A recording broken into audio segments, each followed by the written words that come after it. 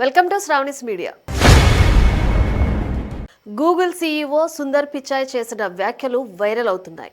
ఆయనకు అసలు విషయం తెలుసా తెలియదా అనే చర్చ జోరుగా జరుగుతోంది. ప్రముఖ పారిశ్రామికవేత్త గౌతమ్ అదానీకి అప్పుడు జగన్ రెడ్డి దాసోహం.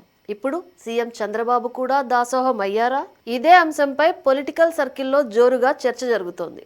కేంద్ర అధికార పెద్దలకు అత్యంత సన్నిహితుడైన అదానీకి అందరూ సలాం కొడుతూ దాసోహం అంటున్నారు.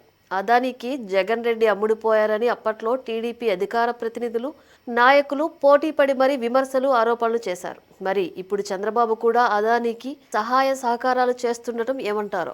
అప్పట్లో జగన్ రెడ్డిపై చేసిన విమర్శలు, ఆరోపణలను ఇప్పుడు చంద్రబాబుపై టీడీపీ నాయకులు చేయగలరా?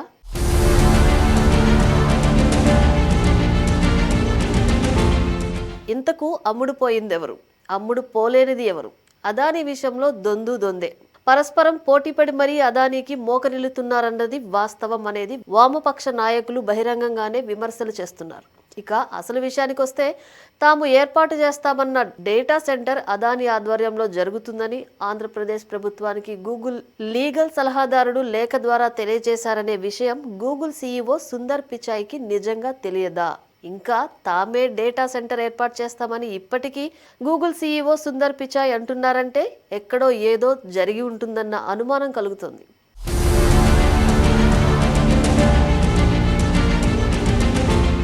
గూగుల్ సంస్థ ఏర్పాటు చేస్తామన్న డేటా సెంటర్ అదానీ గూటికి చేరటంలో కేంద్ర అధికార పెద్దల ఒత్తిడి రాష్ట్ర అధికార పెద్దలపై పనిచేసి ఉంటాయి. గూగుల్ సంస్థకు కేటాయించిన 480 ఎకరాల భూములతో పాటు మరో 160 ఎకరాల భూములను కూడా అదనంగా కేటాయిస్తూ ప్రభుత్వం ఇప్పటికే ఉత్తర్వులు జారీ చేసింది. మరొక విషయం ఏమిటంటే, వైసీపీ ప్రభుత్వం కూడా అదానీ సంస్థకు 350 ఎకరాల భూములు కేటాయించిన విషయం సీఎం చంద్రబాబుకు తెలియకుండా ఉంటుందా?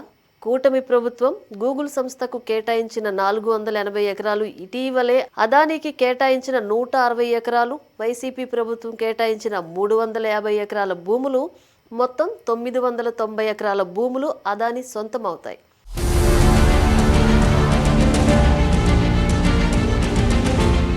తాము ఏర్పాటు చేస్తామన్న డేటా సెంటర్కు 87,000 కోట్లు పెట్టుబడి పెడతామని గూగుల్ సంస్థ గతంలోనే ప్రకటించింది.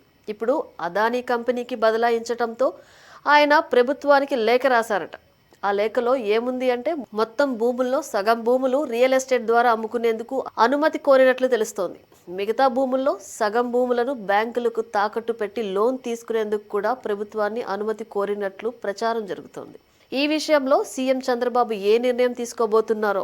కేంద్ర అధికార పెద్దలకు అత్యంత సన్నిహితుడిగా ప్రచారం ఉన్న అదానీకి చంద్రబాబు సహకరించకుండా ఉండగలరా? అసలు విషయం గూగుల్ సీఈఓ సుందర్ పిచాయ్కి ఎప్పుడు తెలుస్తుందో?